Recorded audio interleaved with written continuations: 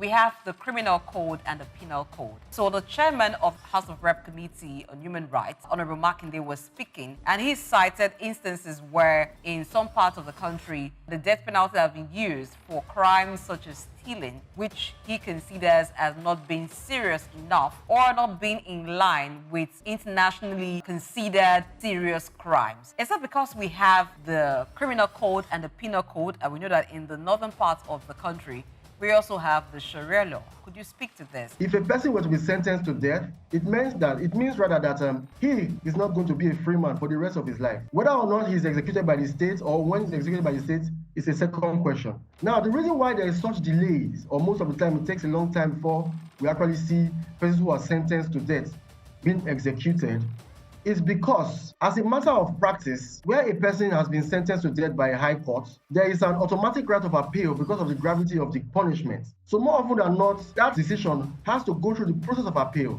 up onto the Supreme Court before such a person can be executed. However, I will agree with you that even in many cases where the matter has gone up to Supreme Court level, and the Supreme Court has also affirmed the decisions of the lower court with respect to, the capital punishment being appropriate in those cases, there is still a delay in executing these judgments.